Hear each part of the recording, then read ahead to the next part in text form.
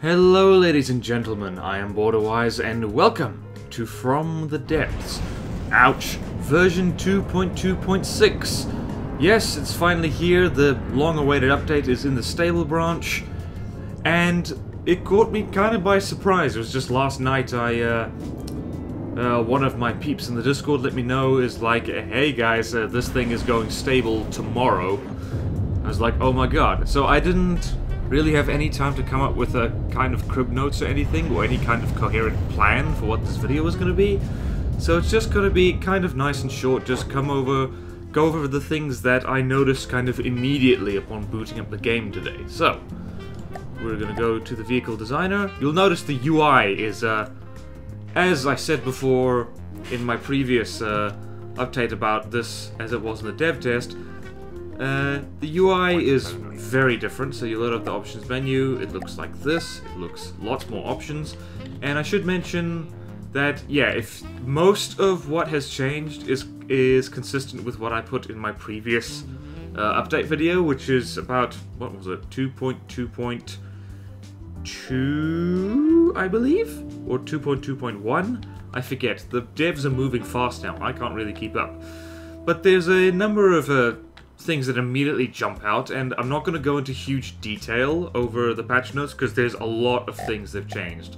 Lots of little subtle things that are hard to notice unless you actually spot them.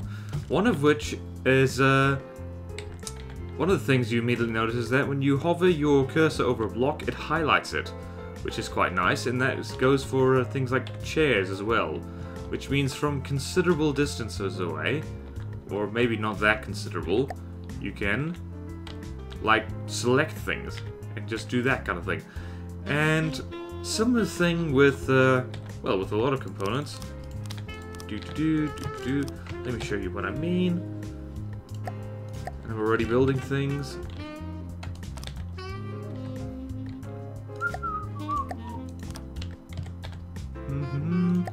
Dumpty dumpty dum, dumpty dumpty dum, dumpty dumpty dumpty dumpty dumpty dum. Fudge. So, same here. You can hover over a thing, be it an APS system or whatnot. You can hover over it, and it glows, so you know what's all connected to it, which is quite a handy thing. And you'll notice that over here, the firing piece and the ammo inputs are glowing red. So it means that they're like, I think that just generally means something is wrong, something is not kosher. So let's just fix that quickly. Just 1, 2, 3, and we're just going to stick a sabot round in here. No, we're gonna do this. We're gonna do this just because fun. And we have no ammo. We can fix that just fine. Watch this. Watch this. So you see, the thing's no longer glowing red, it's glowing orange. So if we go over here...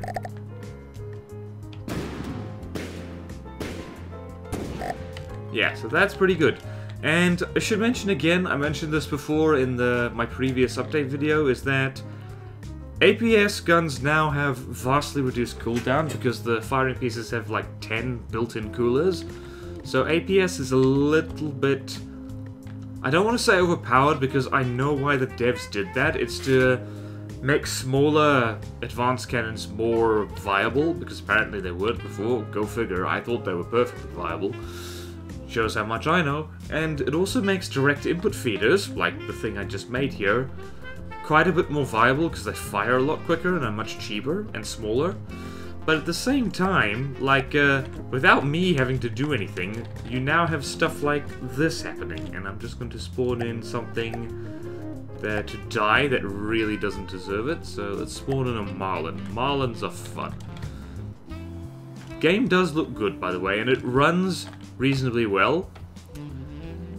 But yeah, it's not... I'm not completely happy with everything that's going on right here. One of which is that I can't multitask with the shift key anymore, because apparently that's been freed up for hotkeys. So if I move the camera and bring up a menu like this, that's fine. If I make the camera go fast, you might be able to hear me frantically tapping the C button. It doesn't come up. So that is a bit of a bummer, but it's like a very minor inconvenience. But yeah, so what I was getting at is that now APS has a lot of built-in coolers. This is something I noticed pretty much immediately. I'm just going to sport in this little fellow right here. This is the Elipid. Not a ship that I've shown off in the campaign yet. It's just a monitor, reasonably fast-moving thing. But it's got a fast-firing 400mm cannon on it, which, if I am correct, is going to fire a lot faster now that it essentially has 10 free coolers on it. Assuming the Marlin doesn't shoot it dead first. Yep, it's firing a lot faster than it was. How are we doing? Doing great. And another thing you might notice is that the sound is a little bit off. You can't really hear any explosions or gunfire or anything like that. It's, I'm not sure what is causing that, because the game's running really nicely right now. It's like about 40 frames per second, which for me is pretty good on this machine, and just, I don't know what's going on, and that's a bit of a bummer, so be aware of that. I think the devs are gonna hotfix like mad. I mean, as of right now, I think Nick is currently in bed because of time zones and stuff. But yeah, so we've got a little way to go before the game, this newest stage from the devs is completely polished. A little thing and things need to be tweaked here and there, because frankly, it's a little bit weird to see explosions like this, which look very pretty, I'll give you. But yeah, I can't hear anything, and my god, like, this Marlin has just been gutted. Well, you heard that for sure. Just lost 2 turrets all in one. But yeah, I can tell you for sure the Elipid is firing a lot faster than it used to. Bang, bang, bang, bang, bang. And what else is new? Well, painting stuff is new. I should mention that. I'll just end this fight right here because it's not necessary. So let's spawn in a thing. Let's spawn in... Let's just build a thing right here. So, here we have a thing. Oh, gosh dang it. I need to reset all my damn hotkeys. That's going to be a slight pain in the tush. So here we have a wooden raft, and wood looks a little bit dull, but that's okay. Wood is meant to. And there's new paint options. So if I go here, this is the default color of this craft, there's a shiniment adjustment. Blech. So, if that goes to 3, that's pretty shiny, and let's do that. Not really any change there, so let's make it super shiny. And there's not a huge amount of change there because this is wood, so let's try something else there. I'm not sure what I was planning with that, but let's go back to here, default shiny. Oh wait, what? Ah, that does change it, makes it look more pale. Oh well. So, here we are, we have our lump of metal right here. And if we up the shiny, this happens. Look how shiny that wood is, I mean metal. And alloy is even shinier. I'll show you how shiny it is. So if we go here, here's alloy, beams, bum, bum. So alloy looks a little bit like crap. It looks like the wall of a public toilet. But if you make it really shiny, it looks like a recently polished wall of a public toilet, which I suppose is a little bit better. So that's a fun thing to do, and if you do stuff like this, you can adjust the shininess of stuff like that. So let's make this one really, really unshiny. So like so. So now it looks like, well, it looks like an interesting Mardi Gras public toilet. Let's go here. And let's adjust the shininess of this to be about midway there. So now we have slightly shiny, not shiny at all, super shiny. And you can see from this angle, you could kind of tell the difference there, which is a nice feature because, frankly, it means that out of nowhere I now have a party plank.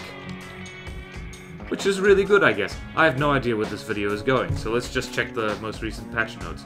By the way, the whole point of the main draw of this upgrade, not upgrade, blech,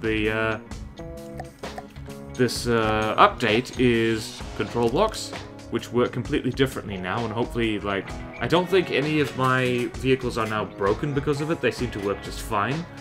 But yeah, this, assuming that the first thing wasn't enough, this will require a whole tutorial by itself, which I guess can just be an ACB tutorial for those people who want it. Like, up to you guys whether I make that. But yeah, this is fantastically deep now and complicated and interesting. Worth a video all on its own, so I won't go into that too much. What else is here? So,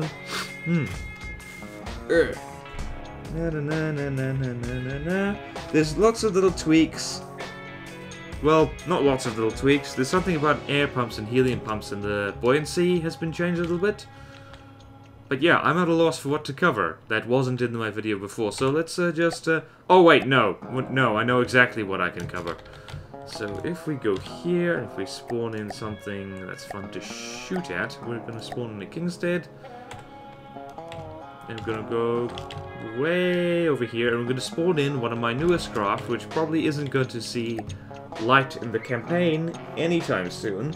It's just called the Beast, because I have a failure of imagination. And the Beast is armed with crams, and crams, unfortunately, they have not been nerfed as far as I'm aware. Oh my god, that's really satisfying, but unfortunately what happens when they hit the target is not satisfying at all, assuming we get to see that. So, right here... No, we didn't see that, because the blasted... The effect is the same as ever, which is nice. You will notice that those explosions look a little bit tiny. And yeah, I think that still needs to be tweaked for explosions to actually reflect, like, how strong the explosion that causes them is. Because yeah, that looks really piddly for what is a 1.5 meter across shell. So that is possibly, that is one of my few and bigger bugbears to do with this update, is that now crams aren't as fun. I mean, the explosions look good, they just look way too small. And there are other bugs which still haven't quite been fixed. Like, there's too numerous to count here. Like, let me show you actually. I believe as of the time of recording that, let's see. Actually, no, that's no good. That's no good. It's no good. I believe that tanks are still really bouncy, although the ground looks... Whoa, Rambot has a shadow, look at that. So I believe that tanks are a little bit still bouncy at the moment. So let's see if that is in fact true. Let's see, land vehicle, tanks, and this thing, which is still a disgrace, so let's see. Oh no, they fixed it! Hey! It does look a little bit garbo though, but eh. And also, I'm probably gonna have to adjust pretty much every single direct input feeder gun I have to reflect the new cooling that they have. But yeah, so let's end this with having our tank shoot at something fun. What's something fun to shoot at? Let's shoot at an Atlas retrofit, because that's fun.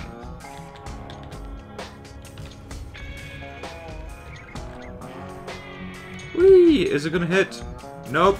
Miss. Oh my god, look at that! Something worth noting. There's surf in the waves now. And the tank is heading to rough country. And is losing bits of itself.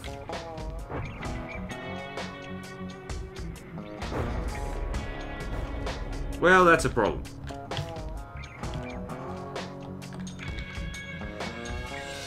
Yeah, so land vehicles still need a little bit of work. In terms of how they do, that looked pretty cool. But it's a tank, it's not going to space anymore, so I guess for that at least, I should count myself lucky. So, yeah, as I mentioned before, I had no plan with this video. Sorry if I've wasted your time, I hope I didn't. At the very least, look how awesome this desert looks right now.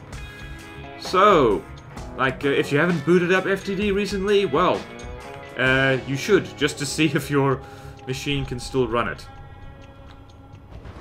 So, thank you all so much for watching. Please like, comment, subscribe if you want to see more videos like this, and I will see you next time in From the Depths. Farewell, happy new update. God bless Nick Smart.